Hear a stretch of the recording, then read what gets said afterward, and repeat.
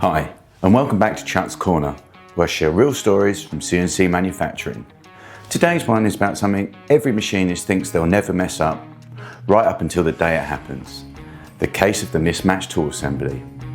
We were running a job that used a pretty standard 3-tool setup, a drill, a rougher, and a long reach finisher for a deep pocket.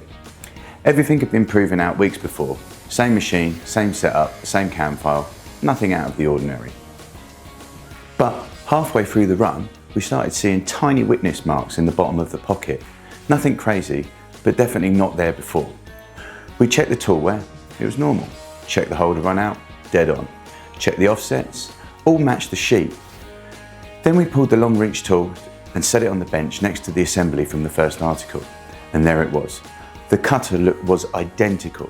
The holder looked identical, but the extension, half an inch shorter. Someone had swapped it while prepping the tools for another job, and visually it was close enough that no one caught it, but in a deep pocket, half an inch is everything. Once we rebuilt the correct assembly, the finish went right back to perfect. Lesson learned. Tool assemblies aren't just cutter and holder, they're data. Lengths, stick-outs, components and combinations. And one wrong piece can chase you around for half a day. And this is where keeping things organised in MachiningCloud really helps. Whether it's using my workshop to store assemblies, job management to tie the right tools to the right programs, or inventories to keep track of what components were used where. Having your tool documented prevents these silent mix-ups before they ever make it to the machine. It's not a sales pitch, it's just the truth. Organise assemblies, save parts.